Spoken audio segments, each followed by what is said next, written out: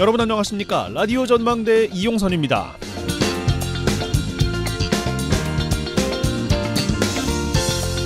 4월 10일 총선 딱 일주일 남았습니다. 본격적인 선거운동 시작되면서 후보자들이 자신을 알리는 방법도 기발해지고 있습니다. 어떤 후보는 삭발을 하고 조선시대 죄인을 실어다 나르는 수레에조 함거를 타고 유세를 하고 있다고 하니까 절박함이 느껴집니다. 4년 전 총선을 뒤돌아보면 유권자들의 표를 움직인 이슈가 보입니다. 그걸 따라가다 보면 답이 보이지 않을까 싶은데 코로나 시국에서 긴급 재난지원금 등 정책적 대안도 중요했습니다만 거대 양당이 끝까지 긴장을 놓지 못했던 건 설화 리스크였습니다. 총선 시기 맞물려 있던 세월호 참사 주기, 당시 여당 후보는 반복적으로 세월호 유가족들과 희생자들을 향해서 막말을 해서 제명을 당하는 일이 있었고요. 여당 측에서도 여성 비하 발언, 비속어들이 나오면서 여파가 이어졌습니다. 정치권이 서로하는 4년이 지난 지금도 현재 진행 중입니다. 거대 여야 대표들의 막말, 비속어들이 현장에 나오면서 눈살 찌푸리게 하고 있는데요. 신발이 다라지게 유권자들을 만나고 허리에 병이 나도록 몸을 낮춰도 입부터 조심하는 게 막판까지 표를 지키는 묘안이지 않을까 싶습니다. 사람의 입에서 나오는 말에는 그 사람 속에 들어있는 게 같이 나오는 법이니까 말이죠. 오늘 라디오 전망대가 준비한 소식입니다. 지역 소식들 뉴스 브리핑 통해서 들어보고요. 매주 수요일 코너 라전 법정 칭찬해주세요 이어집니다.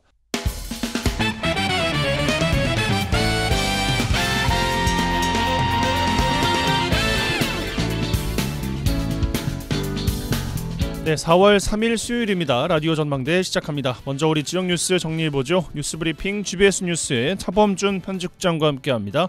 전화 연결돼 있어요. 안녕하십니까?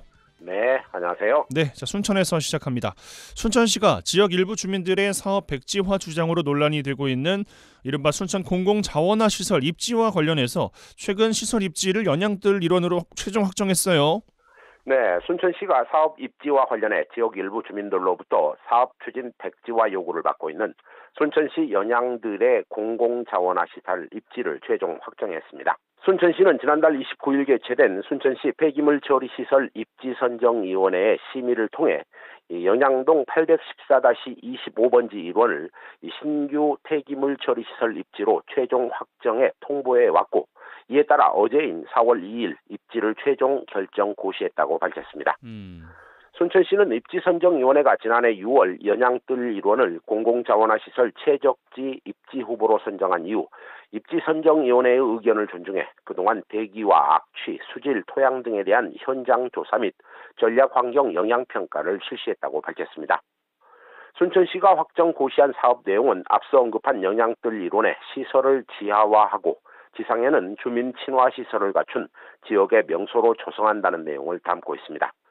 순천시는 반대 측 주민들이 주장해온 환경청과의 협의 부분과 관련해 영산강 유역 환경청과도 환경 영향에 대한 협의를 완료했고, 그 과정에서 공공자원화 시설 계획의 적정성이나 입지 타당성을 확인받았다는 입장이고, 또 입지 결정과 고시에 따른 입지 지형 도면, 토지 조서는 순천시 청소자원과 및 순천시청 홈페이지를 통해 오는 5월 17일까지 열람이 가능하다고 밝혔습니다. 예, 일부 주민들의 반발에도 불구하고 순천시가 입지 선정 절차를 최종적으로 마무리했습니다. 사업 추진에 반발해온 주민단체들의 반발 상당히 거셀 것 같습니다. 네, 순천시는 환경 기술이 고도화되고 최첨단으로 발전한 만큼 주민들이 걱정하지 않도록 최고의 기술과 설비를 도입해 안전하고 쾌적한 시설로 입지를 건설해 지역의 명소로 조성할 것이라며 입지 선정에 대한 입장을 밝혔습니다. 또한 순천시는 영산강 유역 환경청으로부터 입지에 대한 타당성을 확인받은 만큼 더 이상 입지에 대한 논란을 없어야 할 것이라고 밝히고, 그동안 사업을 반대하는 일부 주민들이 지속적으로 허위 사실을 유포하는 등 도를 넘는 불법 행위가 있었다며 시민 분열이나 시정 불신을 주장하는 행위는 더 이상 묵과하지 않겠다며 강경한 입장을 보였습니다. 순천시의 이 같은 입지 선정 결정과 고시에 대해 그동안 사업 추진에 반대해온 반대 대책위 측은 언론을 통해 입지 결정 고시에 따른 추가 행정소송을 검토하겠다며 강하게 반발하고 있습니다. 반대대책위원회는 지난해 11월부터 시가 공론화 과정 없이 쓰레기 소각장 입지 선정을 추진했다며 전면 재검토를 요구해왔고, 이미 노관규 시장과 입지선정위원회 위원들을 지방재정법 위반으로 경찰에 고발한 상태입니다. 시민연대 측은 순천시가 입지 선정을 추진하는 데 있어 허점과 위법 사항들이 있고 결정 고시가 나면 행정소송이 가능하기 때문에 추가적으로 필요한 조치를 할 계획이라며 순천시의 결정 고시를 인정하지 않겠다는 강경한 입장을 보이고 있습니다. 입지 선정 결과와 고시까지 마무리가 됐습니다만 여전히 갈등의 불씨는 남아있는 상황인데 당분간 순천시 또 반대 주민단체 강대강 구도가 이어질 것 같습니다. 자, 여수로 가겠습니다. 여수 지역 시민단체가 총선 앞두고 후보자들을 대상으로 정책 질의서를 냈는데 정책 질의서 내용 정리해 주신다고요? 네, 총선을 앞두고 여수 지역 시민단체 모임인 여수 시민단체 연대회의가 지역구 총선 후보들을 대상으로 건의한 정책 질의서에 대해 여수 국민의힘 여수갑 박정숙 후보를 제외한 5명이 답변을 보내왔다고 밝혔습니다. 시민단체 연대회의는 최근 제22대 총선 여수 갑을 지역구 6명의 후보들에게 정책 질의서를 발송하고 응답을 요청한 결과 여수갑 더불어민주당 주철현 후보, 여수을 민주당 조계원, 국민의힘 김혜택, 진보당 여찬, 무소속 권오봉 후보 등 5명이 그 내용에 동의했다며 내용을 공개했습니다. 여수시 시민단체가 후보들에게 보낸 여수지역 주요 현안 정책 질의서 내용은 6개인데요. 선거제도 개혁, 전남 동부권 의과대학 설립 유치, 여수시 해양보호구역 지정, 여순사건 특별법 제정, 노란봉투법 재추진, 여수산단 근로자 안전과 여수시민 불안 요소에 대한 대책 등의 내용을 담고 있습니다. 예, 지역 현안에 대한 후보들의 입장 나왔을 것 같은데 후보들의 답변 내용 정리해 주실까요? 네, 시민연대를 답변서를 보내지 않은 국민의힘 여수갑 박정숙 후보를 제외하고 앞서 언급한 정책 질의에 대해 동의하는 내용이 담겨 있고 후보들 간 이견이 있는 내용을 공개했습니다. 먼저 여수갑 지역구 주철현 후보와 지역구 조계원 후보는 선거제도 개혁에는 동의했지만 일부 다른 방안을 제시했고 특히 동부권 의과대학 설립 유치에 대해서도 이 필요성에는 동의하지만 기타 의견에 답변이 나왔다고 밝혔습니다. 주철현 후보는 여수의 대학병원을 설립하는 일은 4년대 국립종합대학이었던 여수대학교를 없애는 대가로 받은 것이라며 의대 설립 문제는 18년 전 정부와 전남대의 약속인 여수 전남대학교 병원 설립이 동시에 추진되어야 한다는 의견을 냈습니다. 조계원 후보 역시 지역 의료 환경 개선을 위해서는 현실적인 방안을 추진하는 것이 중요하다며 신속한 의료 인프라를 구축하는 방법은 전남대학교 병원 분원 설치라는 입장을 냈습니다. 이 무소속 권오봉 후보 역시 순천대 의과대학의 대학병원의 율촌 지역 유치를 위해 여수 순천 광양 3개 도시의 협의체 구성 운영을 의견서에 냈습니다. 전남 의대 설립이 기정사실화된 상황에서 여수 지역 정치권의 지역 대학병원 설립 문제 별도의 이슈로 부각되고 있는 느낌입니다. 자, 알겠습니다. 마지막 소식, 전남 교육 관련된 내용인데 전남 교사 노동조합이 지난달 관내 교원들을 대상으로 전남도 교육청의 교원 메신저죠. 전남 메신저 프로그램 사용 실태를 조사했습니다. 만족도가 높지 않다는 결과가 나왔네요. 네, 전남교사노조가 지난달 3월 22일부터 27일까지 6일 동안 전남 지역 교원들을 대상으로 이 전남 메신저 사용 만족도에 대한 설문조사를 실시했는데 전남 지역 현장 교사들의 전남 메신저 사용 만족도 점수가 10점 만점에 평균 2.1점으로 매우 낮은 것으로 나타났습니다. 전남 지역 교원들은 전남 메신저의 이 89.6%, 이 쿨 메신저가 5.3%, 이 전남 메신저와 쿨 메신저 동시 사용이 2.2%, 사용하지 않거나 외부 메신저를 사용한다가 1.5%로 현재 대다수의 교사들이 전남 메신저를 사용하고 있는 것으로 나타났습니다. 하지만 현재 사용하고 있는 전남 메신저 프로그램의 사용에 대한 만족도와 관련해 메신저 사용 중 불편함을 묻는 질문에 부팅할 때 자동 로그인 실행이 오류되거나 또 강제 로그아웃 또는 메신저가 꺼짐 현상, 메신저 수신 불량, 렉 현상 등 여러 불편 사항이 확인됐습니다. 예, 교육 당국이 배포한 프로그램이 일선 교육 현장의 교사들로부터 신뢰를 얻지 못하고 있는 것 같습니다. 네, 전남도 교육청은 지난 2019년 사용의 편리성과 교직원들의 소통 강화와 업무 경감을 목표로 이 전남 메신저를 구축했고 전남도 내 학교와 기관에 배포한 바 있습니다.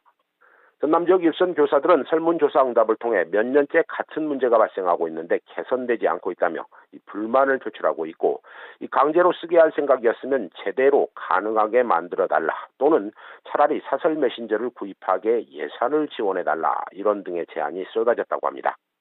전남 교원노조는 현재 발생하고 있는 전남 메신저의 오류는 어제 오늘의 일이 아니고 매년 반복되고 있다며 학교 현장의 혼란이 더 이상 발생하지 않도록 전남 메신저 오류에 대한 재발 방지 대책과 개선 방안을 도교육청에 촉구했습니다. 예, 알겠습니다. 이렇게 정리해보죠. 뉴스 브리핑 GBS 뉴스의 차범준 편집장과 함께했어요. 고맙습니다. 네, 고맙습니다.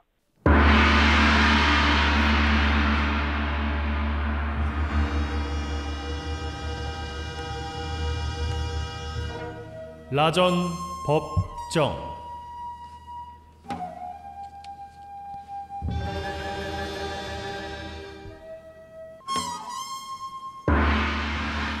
내 생각만 옳은 것은 아니다. 이런 주장도 있다. 이슈를 바라보는 눈을 키워드립니다. 라디오 전망대 라전 법정 시간입니다. 4월의 첫 시간이에요.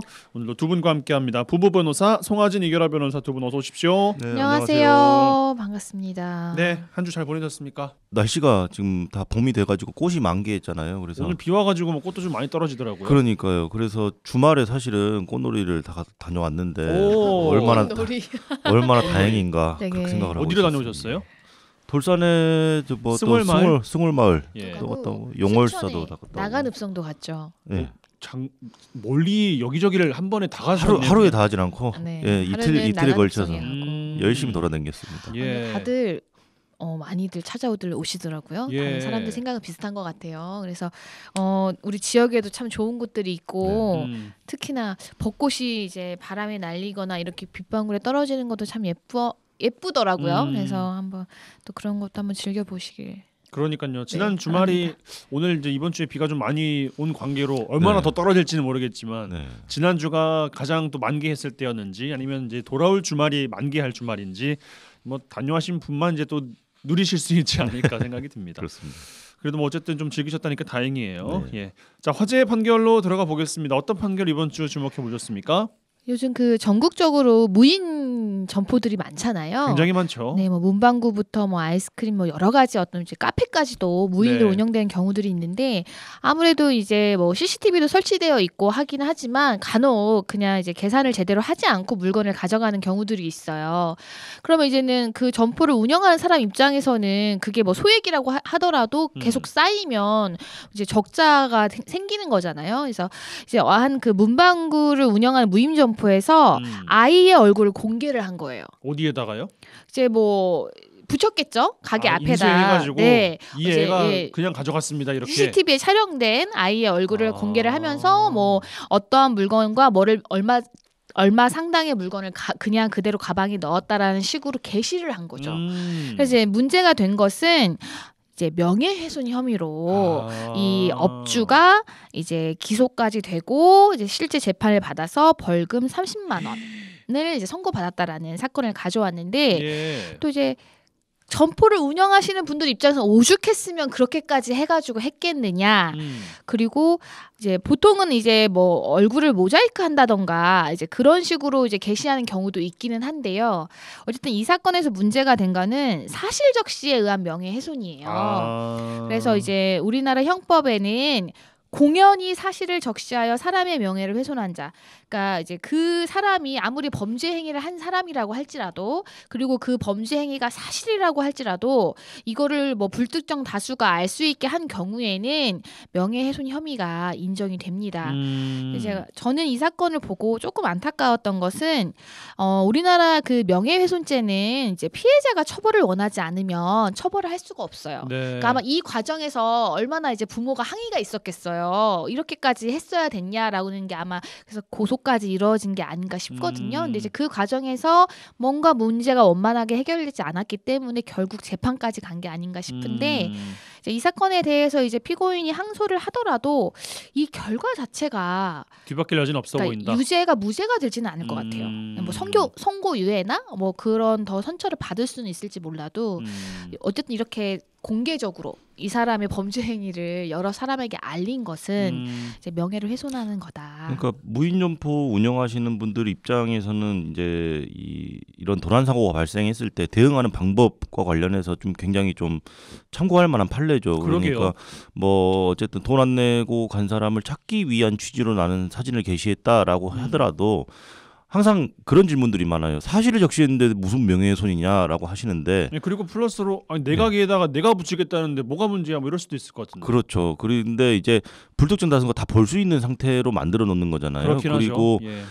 명예훼손죄는 항상 두 가지가 있습니다. 허위 사실 적시했을 때는 더 가중 처벌을 받는 거고 사실을 적시해도 명예훼손죄는 성립할 수가 있어요. 그래서 어떤 도난 사고가 발생했을 때는 경찰 관서에 뭐 신고한다든지 뭐 이런 식으로 좀 사건을 해결하셔야지 사진을 게시한다든지, 그러니까 모자이크가 전혀 되지 않은 사진을 완전하게 게시를 한다든지 이런 행위들은 뭐 적절한 대응 방법이라고 볼 수는 없을 것 같아요. 현행법 상으로는 그렇습니다. 그러니까 불축의 손해를 입지 않으시도록 이런 판결이 있었다는 걸 좀 점주분들께서는 참고하실 필요가 있을 것 같습니다. 하나만 덧붙이자면 그럼 모자이크 하면 또 죄가 안 되냐. 네. 근데 만약에 동네잖아요. 그러면 어느 정도 또 특정이 될 수도 있습니다. 이게 이제 얼굴만 가렸다고 하더라도 의상이나 네, 뭐 가방의 뭐, 형태나 있을 수가 있기 때문에 나는 그래도 최소한 뭐 인권은 보호해줬다라고 해서 이게 또 안 되는 것은 아니기 때문에 이제 방금 말씀하신 것처럼 어차피 CCTV가 있으면 범죄 행위는 다 있는 거잖아요. 증거는. 그러게요. 그래서 그건 이제 수사기관에 의뢰를 해서 뭐 해결을. 근데 또 이제 그렇게까지 할지 이제 고민은 되기는 하는데 오히려 또 내가 이거 뭐 얼마짜리라고 나는 너무 뭐 그렇게까지 억울한데 하냐. 내가 오죽했으면 이렇게 했겠냐 뭐 이렇게 해서 했는데 이것 가지고 이렇게 처벌까지 내가 그러니까 이게 전과가 남는 거잖아요. 그렇죠. 예, 뭐 민사적인 뭐 벌금의 액수가 중요한 것이 아니라 그래서 참 좀 그러지 마세요. 아이들 특히 부모님들이 잘 이렇게 한 번씩 더 이제 가르쳐 주시고 하셔야 될 것 같아요. 네. 알겠습니다. 무인 점포에 대한 이야기 살펴봤습니다. 아무튼 뭐 이제 본인이 생각하는 공개 처형 방식은 절대 안 된다라는 겁니다. 네. 자, 주제로 들어가겠습니다. 얼마 전에 가까운 분이 휴대전화 문자 메시지로 온 쓰레기 분리수거 위반 민원이 신고를 했다라는 이제 문자를 받은 거예요. 이거 뭐 내가 그랬나 해가지고 놀라니까 그냥 같이 온 URL 주소 눌렀다가 큰 낭패를 봤다고 합니다. 이런 일이 주변에서 발생하고 보니까 뭐 너도 나도 이런 비슷한 문자 받아봤다는 건데 경찰청에서도 최근 민원 24로 발신지가 적힌 쓰레기 분리수거 위반 내용을 고지하는 문자에 주의하라 라는 홍보를 할 정도로 이 문자 메시지를 이용한 이른바 스미싱이 일상 속으로 번지고 있습니다. 오늘 관련 내용 살펴볼 텐데요. 먼저 준비된 꽁트 듣죠. 자기야, 내 친구 영선이 있지? 그 외에 내 초등학교 동창. 그 얼굴에 큰 점 하나 있는 친구? 근데 왜? 아니, 걔 아빠 돌아가셨나 봐. 아유, 어떡해. 네? 아버지가 편찮으셨나? 그런 얘기 못 들었어? 아니 뭐 요즘 나도 바쁘고 걔도 워낙 바빠서 통화 안 한 지가 오래되긴 했지. 근데 걔네 아빠가 어디가 편찮으셨다고 했던 것도 같고. 아니 근데 뭐 무슨 문자가 왔어? 영선이 아빠 부고 문자. 야야 뭐 하고 있냐? 빨리 장례식장부터 확인해봐. 알겠어. 이거 누르면 되나? 응? 이거 뭐야? 이거 무슨 예비 설치됐다는데? 이거 봐봐. 뭐 휴대폰 개통, 뭐 카드 발급, 이게 다 뭐야? 혹시 이거 그거 아니야? 스미싱인가 뭔가 하는 그거 아니야? 저 영선인가 용선인가 그 친구한테 빨리 전화부터 해봐. 여보세요? 영선아, 이거 혹시 네가 보낸 문자 맞아? 아버지 돌아가셨다는 문자 말이야. 아니 내 핸드폰이 해킹당해서 지금 다른 애들도 전화 오고 난리야. 잠깐 끊어봐. 또 전화 잠깐만. 여기까지. 이런 거 진짜 받으면은 난감해요. 이게 부고 문자 확인 안 할 수도 없고 봐야 되는데 혹시라도 맞다고 하면은 그분한테 전화해가지고 또 확인하는 게 또 신뢰가 될 수도 있는 거고. 근데 이거 뭐 그냥 일일이 다 확인을 하는 것밖에 방법이 없는지 뭐 이제 여러 가지 생각이 좀 드는데 잠시 후에 스미싱 포함해서 전자금융 사기에 대한 이야기 저희는 광고 듣고 와서 살펴보겠습니다.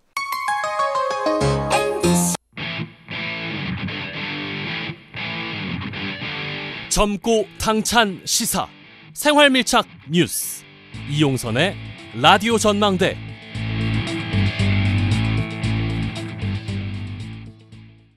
여수 MBC 라디오 전망대 함께하고 계십니다. 매주 수요일 코너 라전법정 부부 변호사 송하진 이결아 변호사 두 분과 함께하고 있습니다. 혹시 두 분도 스미싱 뭐 문자 뭐 부고 이런 거 받아보신 적 있으세요? 저는 부고는 못 받아봤지만 이 쓰레기 분리수거 위반 문자는 한 몇 주 전에 받아봤고요. 그래요? 네. 그리고 그냥 보고 바로. 뜨끔하셨어요? 뜨끔은 무슨 제가 보자마자 이랬습니다. 참 열심히들 산다. 뭐 내가 뭐 그렇게 평소에 철저하게 분리수거 잘 하시기 때문에 아이, 전혀 그렇죠. 뜨끔하지 않으셨구나. 무단 투기도 안 하시고 아니, 좀 분리수거 철저하게 웃기잖아요. 하시고. 그게 문자로 온다는 게 말이 되는 일입니까? 그리고 근데 오늘 아침에도 또 하나가 왔어요. 해외 구매 대행 상품에 관세가 발생했으니 관세를 그건 저도 납부해라. 받아본 것 같아요. 예. 참 열심히들 사시는 분들이 많은 것 같습니다.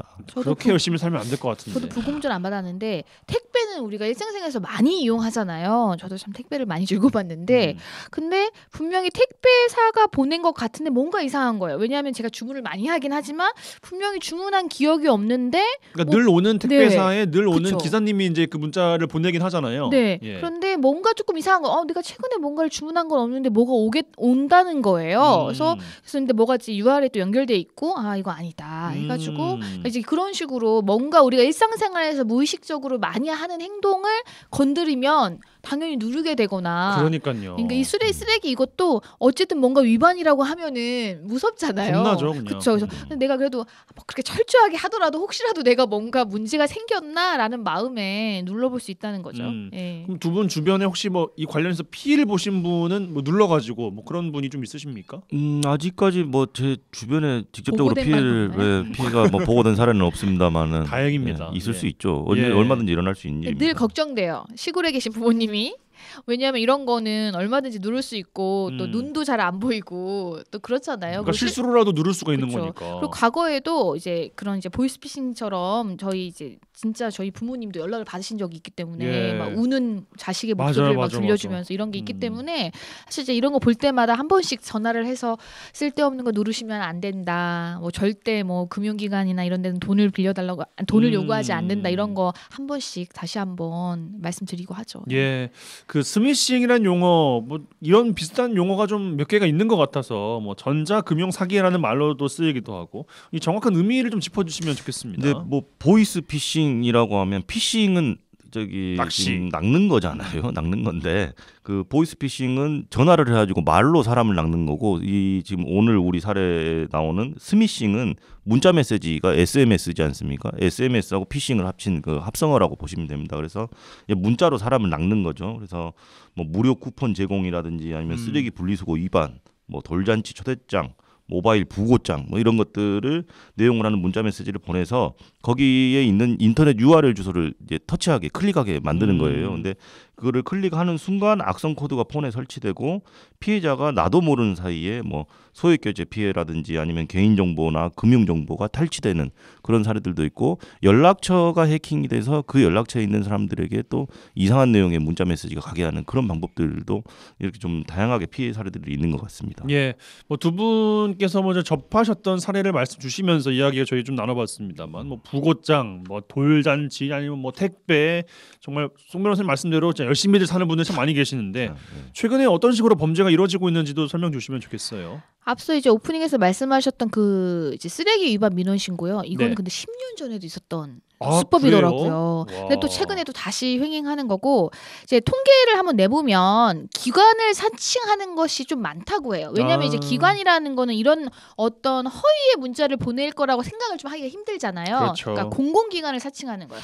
뭐 가장 많은 게 이제 이런 뭐 경찰청이나 뭐 검찰청에서 뭐 당신이 뭐 대포 통장을 사용했다 아니면은 당신의 정보가 어디에 이용됐다 뭐 조사를 받아야 된다라거나 아니면 이제 지인들의 어떤 그런 걸 이용해서 뭐 지인들의 어떤 결혼식 뭐 장례식 뭐 이런 것들을 이용하는 이런 거 그래서 유형을 해보면 뭐 기관을 사칭하거나 이제 이것이 이제 가장 많았다고는 하거든요.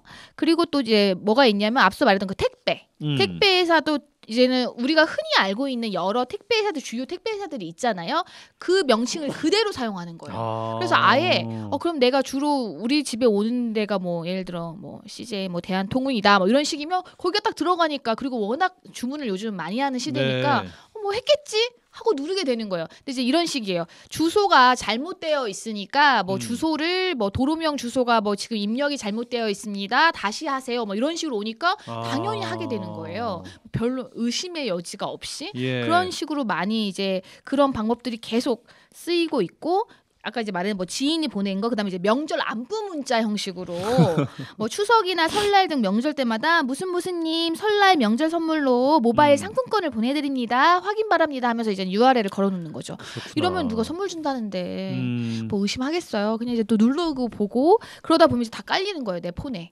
그래서 나도 모르는 사이에 내 정보에 접근을 해서 내 지인들에게 또 다시 뭐 이제 돈을 요구한다는 식으로 하던가, 아니면은 이제 뭐 내 폰을 다른 사람하고 이제 연락을 못하게 하고 이제 금전을 요구한다던가, 이제 이런 식으로 이제 계속 이루어지고 있는 거죠. 그러게요. 뭐 돈 거래도 아니면 뭐 보낼 때도 다 모바일로 하고, 뭐 생일 선물도 요즘에는 다 모바일 쿠폰으로 주고받는 세상이고, 이게 참 멀리하기도 참 그렇고 그렇습니다만, 그 스미싱 범죄 관련해서 주범뿐 아니라 아르바이트 형식으로 가담자를 만들어내기도 한다, 뭐 이런 이야기도 있어요. 이제 우리가 이런 보이스피싱이나 이런 스미싱이나 이런 건 되게 조직적인 범죄예요. 네. 그래서 막 총책이라는 표현 영화나 뉴스에서 좀 들어보셨을 거예요. 네, 총책이 있죠. 근데 보통 총책은 또 우리나라에 없어요. 해외. 또 이제 우리나라 사람이 아닌 경우도 많고요. 이제 그 아래 이제 뭐 이제 이거를 지시하는 지식책들이 있고, 또 이제 현금을 인출하는 뭐 인출책들이 다 나뉘어져 있는데, 이제 보통은 이제 가장 많이 잡히는 건 총책은 거의 안 잡히고요. 누가 잡히냐면 뭐 고액 알바, 뭐 아주 간단한 일이지만 뭐 굉장히 많은 돈을 준다고 하면서 모으는 거죠. 뭐 대포 통장을 모으기도 하고, 아니면은 이제 이런 뭐 전화를 이런 문자를 보내는 거를 모으기도 한다던가. 그래서 이런 식으로 하면 처음에는 모를 수 있어요. 그런데 내가 하는 일에 비해서 너무 고액의 금전을 준다라는 거는 의심을 하시고 보셔야 돼요. 그래서 이게 뭐 나는 한 번 하고서 내가 이거 뭔가 좀 진짜 이상하다라고 해서 빠졌다고 하면 그 정도까지 처벌을 안 하겠지만, 이게 이제 가담 횟수가 늘어나다 보면 이제 수사기관이나 법원에서는 모를 수가 있었냐, 안 이상했냐, 그 증거를 이제 그런 변명을 안 받아준다는 거예요. 예. 그래서 뭐 나는 단순히 가담했다라고 하면 당연히 뭐 양형에서는 어느 정도 받을 수 있겠지만, 이런 스미싱 범죄들은 초범, 우리 흔히 말하는 처음 범죄를 저지른 사람도 거의 실형을 선고하기 때문에 뭐 이제 나 그냥 모르고 아르바이트 한 건데요, 이거는 사실은 잘 통하지 않죠. 예. 예를 들어서 뭐 한두 번 했는데 이상했어요. 근데 안 하려고 하니까는 거기 쪽에서 뭔가 또 위협이 또 있어. 그럼 이제 내가 뭐 이제 신고를 한다던가 해서 오히려 도움을 받아야 되는. 예, 그렇게 해야죠. 그리고 뭐 한두 번 횟수가 중요하다기보다는 뭐 단순히 그 카드를 들고 가서 현금을 인출해 오는 대가로 뭐 일당 30만 원 받았다? 네. 누가 봐도 이상하잖아요. 한 번이라고 그렇죠. 하더라도. 예. 그러니까 돈을 통장에서 빼오기만 하면은 일당 30만 원 준다, 50만 원 준다. 이거는 그럼 네가 하지 왜 나한테 시킬까? 이런 생각이 바로 들긴 그렇죠. 하는데. 그러니까 이 비정상적인 거래라는 것이 단 일회에 그치더라고 하더라도 뭐 누구라도 알 수 있었던 정도에 해당한다면은 이 부분 역시도 얼마든지 가담자로서 처벌을 받을 수가 있습니다. 그래서 굉장히 예. 조심해야 됩니다. 예. 근데 그 처벌이라는 것도 뭐 말씀하신 것처럼 주범이냐, 아니면 뭐 단순 가담이냐, 아니면 뭐 1회 그쳤냐에 따라서 처벌 수위가 다르겠습니다만, 그 수위 자체가 일단 좀 높다고 하더라고요. 그렇죠. 실무상으로 보면 일단은 보이스피싱이든 스미싱이든 어쨌든 사기의 범주 안에 들어갑니다. 그래서 사기죄의 형량이 10년 이하의 징역 또는 2천만 원 이하의 벌금이다, 이렇게 지금 규정이 돼 있는데, 사실은 일반적인 게 통상 뭐 거래관계에 생기거나 일반적인 사기는 형량이 그렇게 많이 높지가 않은데, 보이스피싱 범죄는 따로 분류를 해서 양형 조건을 이제 매길 때 굉장히 높게 처벌을 해요. 그러니까 저희가 그냥 변호사들끼리는 우스갯소리로 무슨 말도 있냐면 사람을 죽인 것에 준하는 정도로 형량이 굉장히 세요. 그러니까 예, 물론 사람을 죽인 뭐 살인죄 같은 경우에도 뭐 사안에 따라서 천차만별이기도 하지만 살인죄 같은 경우에도 집행유예가 나오기도 하거든요. 근데 일단 기본적으로 보이스피싱이나 스미싱 범죄 같은 경우에는 제가 집행유예가 나오는 것을 거의 목격하기가 힘들고요. 그리고 뭐 총책이 아니라 단순 가담자 같은 경우에도 몇 년씩 이렇게 실형을 사는 경우도 많고, 또 진짜로 총책이라든지 이런 경우에는 뭐 7년, 10년 이런 형량들이 실제로 나옵니다. 그래서 처벌 수위가 굉장히 높다라고 볼 수 있습니다. 예, 뭐 그만큼 이제 뿌리 뽑아야 되는 대상이기도 하겠습니다만, 네.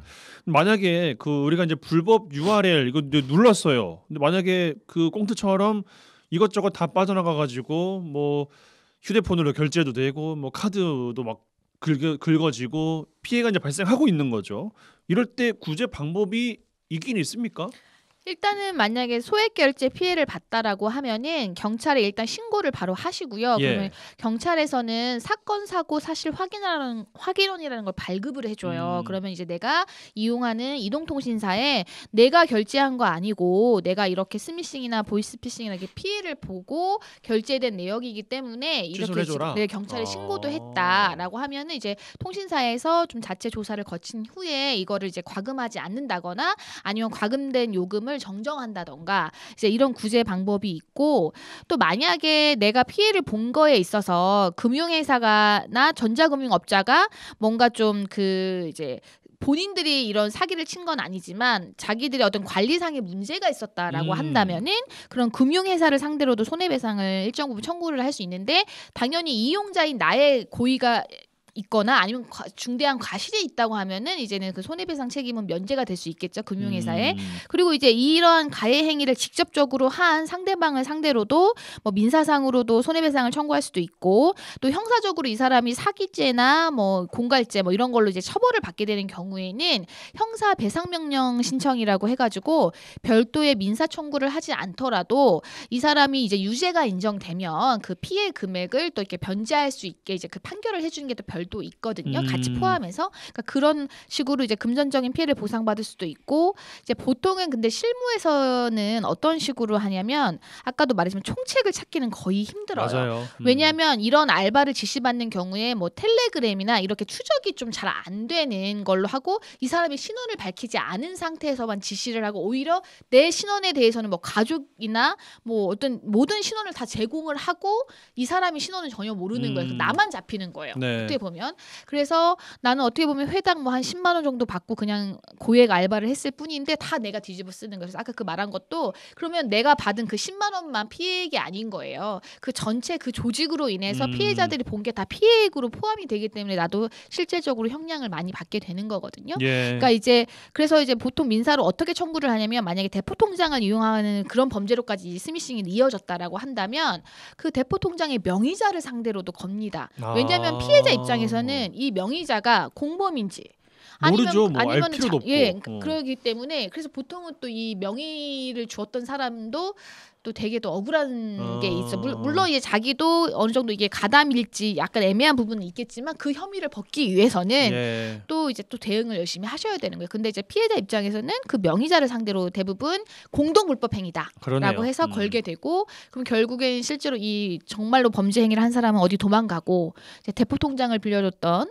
이 사람은 거의 대부분 책임을 지게 되는, 실제적으로 그렇게 되는 거죠. 요즘 네. 사례들을 보니까 방금 대포 통장 제공자의 책임과 관련해서 실제로 뭐 범죄에 가담할 것을 적극적으로 알았다 뭐 이런 것까지는 몰랐다고 해서 잘 소명이 돼서 형사적인 책임은 면제가 되는 경우가 있는데, 네. 대포 통장 제공자에게 이제 피해자가 소송을 민사 소송을 제기한 거예요. 근데 대포 통장을 제공한 사람이 일정 부분 과실이 있다라고 판단해서 일부분 피해액을 변제해라. 그러니까 형사적으로는 책임이 면제되더라도 민사적인 책임까지 완전히 면제되지 않는 이런 사례들이 굉장히 많이 나오고 있더라고요. 판결들이 실제 그런 판결들이 지금 계속 나오고 있는 걸로 봐서는, 그러니까 뭐 전적으로 내가 형사 책임에서 빠져나왔으니까 민사도 괜찮겠지 이렇게 생각하시는 거는 굉장히 오산일 수 있습니다. 예, 내 통장은 내가 써야 된다, 나만 써야 된다라는 당연하죠. 것도 또 추가로 말씀드리면서, 전자금융 사기, 뭐 스미싱 주로 이야기 나눠보고 있습니다. 뭐 저희도 한 번씩 다 받아봤고 이런 문자를 주변에서도 흔하게 받고 있는, 너무나 이제 일상이 돼버린 것 같은 것 같아서 경각심도 조금씩 사라지고 있는 게 아닌가 싶은데, 피해가 근데 한 번에 확 밀려온다는 게 큰 문제입니다. 이 막을 수 있는 방법이 좀 있을까요? 막을 수 있는 방법이라고 한다면 결국에는 뭐 그냥 뻔한 이야기예요. 조심하는 수밖에 없는 건데, 사실은 그런 오늘 이제 주제가 스미싱이니까, 스미싱 같은 경우에는 어떤 특정 어플리케이션을 까는 순간 뭔가 피해가 시작이 되거든요. 우리 오늘 쓰레기 분리수거 그 문자만 해도 일단 클릭하면 정부24처럼 생긴 사이트에 접속이 되나 봐요. 네. 그래서 처음에 뭘 입력해라 자꾸 입력을 하다가 궁극적으로는 어플리케이션을 깔게끔 유도를 하는 거예요. 그러니까 일단은 첫 번째로는 문자나 이런 것들을 받으셨을 때 일단 클릭하시기 전에도 의심을 해보시는 것도 중요하겠지만, 나도 모르게 클릭을 했다 쳐도 거기서 뭔가 프로그램을 깔기 유도한다라든지 그러면 여지없이 바로 의심을 하셔야 됩니다. 그러니까 뭐 특정 단계가 있죠. 첫 번째는 URL을 하기 전에도 조심해야 되지만 클릭하고 나서도 뭔가 어플리케이션을 깔게 한다. 그러면 일단 거의 스미싱이지 않을까 이렇게 딱 의심을 해보셔야 되고 뭐 쓰레기 분리수거 문제가 됐든 과태료 문제가 됐든 관계 당국에 직접적으로 확인을 하시고 이렇게 일을 진행하시는 게 가장 좀 낫지. 그냥 이거 문자 온 걸 다 맹신하시는 건 좀 조심하셔야 될 것 같아요. 예, 알겠습니다. 스미싱 주의를 잘 하셔서 피해 안 받으시기 바라겠습니다. 라전 법정 이번 주 시간 이 정도로 마무리하겠습니다. 부보 변호사 송하진 이결아 변호사 두 분과 함께했어요. 두 분 고맙습니다. 네, 감사합니다. 감사합니다. 잘했군 잘했어 잘했군 잘했군 잘했어 그러게 내 영감이라지 잘했군 잘했어 잘했군 잘했군 잘했어 그러게 내 마누라지.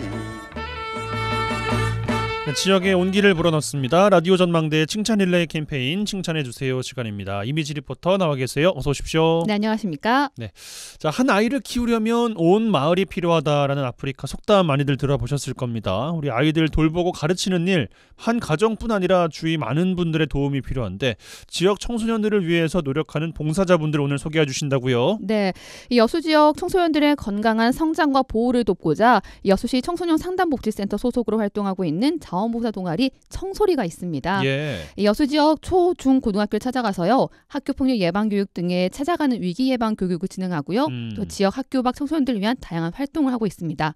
이 지역 모든 청소년들이 내 자녀라는 마음으로 지역 청소년에게 사랑과 관심을 전하고 있는 청소리 봉사단의 최진 봉사단 만나봤습니다.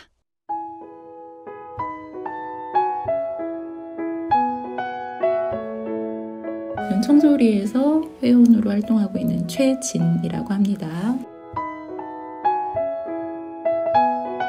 어떤 봉사단인가요? 청소리는 우선 그 뜻을 알려드리자면 청소년과 소통하는 우리라는 뜻이거든요. 우리 지역 청소년들이 이제 뭐 몸도 마찬가지지만 마음이 건강하게 성장하기를 그러는 바라는 마음에서 한 40대부터 70대까지 연령층이 엄청 다양해요. 주로 청소년 자녀를 둔 부모들이 많이 오시고 또 그때는 청소년 자녀였지만 장성해서 이제 성인이 된 그런 회원들도 계시더라고요. 그렇다면요, 청소리는 어떤 봉사 활동을 하는 거예요?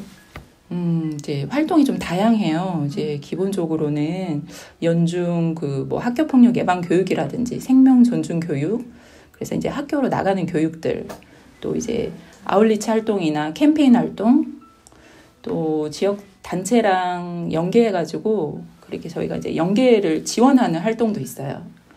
그리고 아무래도 청소년들의 이슈들이 좀 다양하거든요.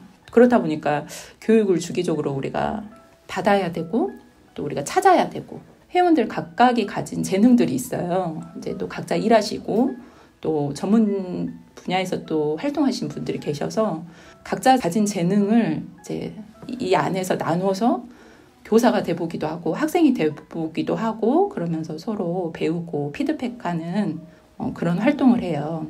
작년 같은 경우는 저희가 학교 밖 지원센터랑 연계해가지고 정원박람회 이렇게 소풍을 같이 간 활동도 있었고 또 교육청하고 연계 지원해가지고 청소년 가정 방문해가지고 환경 개선을 위해서 정리도 해주고 청소도 하고 그런 활동도 했습니다. 학교를 나가보시면 많은 것을 느끼실 것 같아요. 학교폭력 예방 교육을 정말 수년째 하고 있지만 그 개념이나 이런 것에는 변화가 없잖아요. 개념이나 정의나 이런 뭐 가피의 행동에 대해서는. 근데 이제 요즘의 초점은 사실은 방관자에서 방어자 되기. 정말 우리가 방어자가 되는 그 자세, 교실이라는 이 환경 안에서 우리가 어떻게 하면 서로가 도움이 될 수 있을까. 이제 이런 부분에 더 초점을 맞추는 거죠. 옛날에는 어떻게 보면 이거는 가해 행동이야. 이건 가해 행동이기 때문에 이거는 피해자를 힘들게 해. 요거는 너가 장난이지만 상대 친구는 장난으로 받아들이지 않아. 아주 기본 개념을 계속 충실하게 교육을 했었고 지금은 적극적 방어자를 우리가 어떻게 내가 할 것인가. 이런 그리고 아이들이 가진 딜레마가 있어요. 나도 방관자 안 하고 싶은데 나도 돕고 싶은데 하는 그런 딜레마가 아이들한테 필연적으로 존재하잖아요. 그럼에도 불구하고 이것들을 계속 우리가 교육을 통해서 알려야 되고 또 그런 마음을 갖는 아이들한테 용기를 주는 것들이 좀 교육인 것 같긴 해요. 선생님은 어떻게 이 청소리에 들어 계신 거예요? 옛날에 상담복지센터가 저기 등기소 뒤에 있었거든요. 지금은 이제 전남대학교 그 별관으로 이전했는데, 근데 제가 등기소에 뭐 등기를 떼러 갔다가 뒤편에 이제 그 상담복지센터라는 곳이 있더라고요. 처음 알았어요. 그래서 이제 그냥 호기심 반, 또 우리 아이 청소년이니까 청소년기 변화가 생기잖아요. 그래서 들어갔었는데 마침 자원봉사자 양성하는 그 교육을 이제 하거든요. 2년에 한 번씩. 근데 그 교육을 한 모집 기간이었어요. 네, 그래서 저는 이제 교육을 듣고 이제 내 아이에 대한 관심에서부터 먼저 시작됐죠. 교육을 하고 나서 이제 자원봉사자가 돼야겠다 이런 생각으로 시작하게 됐어요. 오랜 시간 동안 많은 활동하셨는데 기억에 남는 활동이 있으세요? 봉사할 때마다 항상 그 뿌듯하고 그 뭔가 이렇게 가슴이 꽉 찬 느낌은 항상 있는 것 같아요. 근데 이제 더 많이 여럿이 참여했을 때가 훨씬 그게 크죠. 왜냐면 서로의 표정을 보면 이게 느껴지잖아요.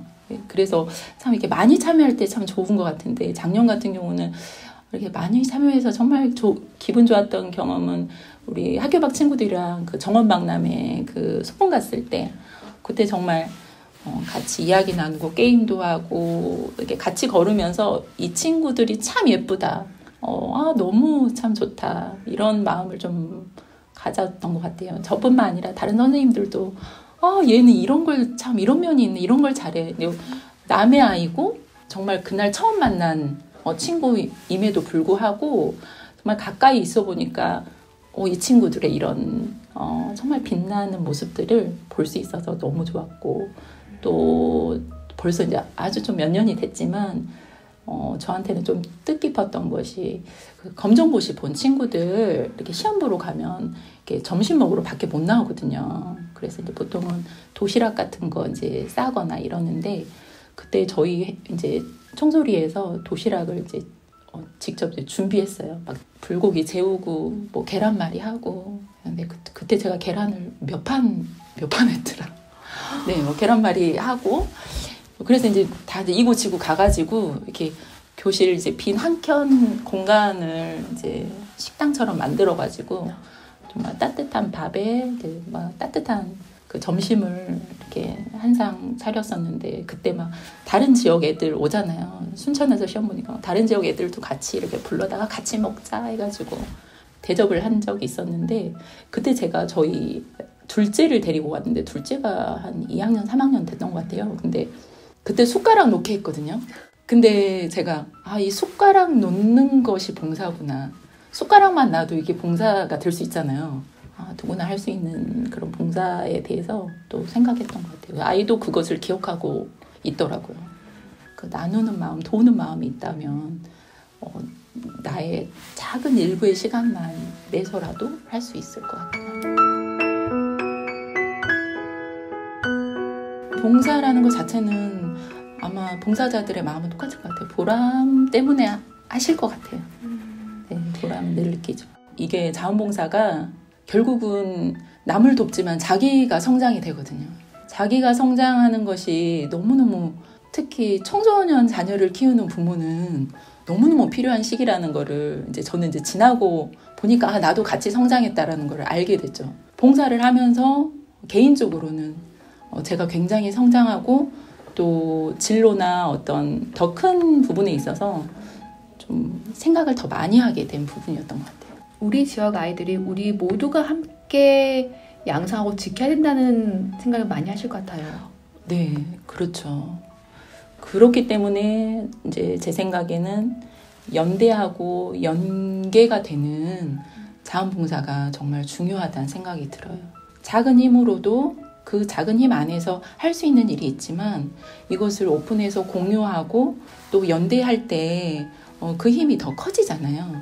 그러면서 이 지역 청소년들이 건강하게 되는 것 같아요. 그리고 이게 대단히 큰 일이 아니고 자연스럽게 그냥 되게 작은 것이 모두 연대돼서 참여가 하고 있어 이미. 그러면 참 건강하겠다. 그 지역의 청소년들이 그리고 어른들도 건강해지는 거고.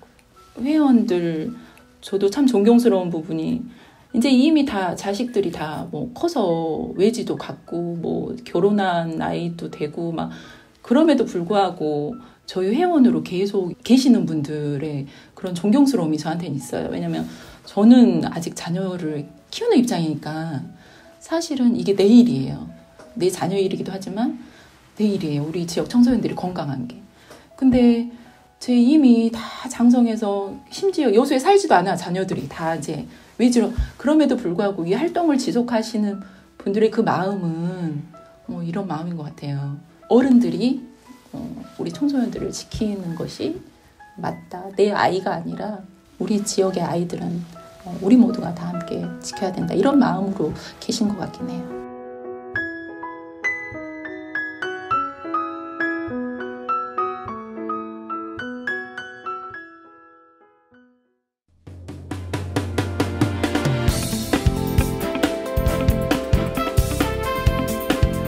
네, 4월 3일 수요일 라디오 전망대 오늘 준비한 소식은 여기까지입니다. 오늘도 고생 많으셨습니다. 오늘 마무리 잘 하시고요. 내일 저녁 6시 5분에 변함없이 찾아뵙겠습니다. 이용선이었습니다.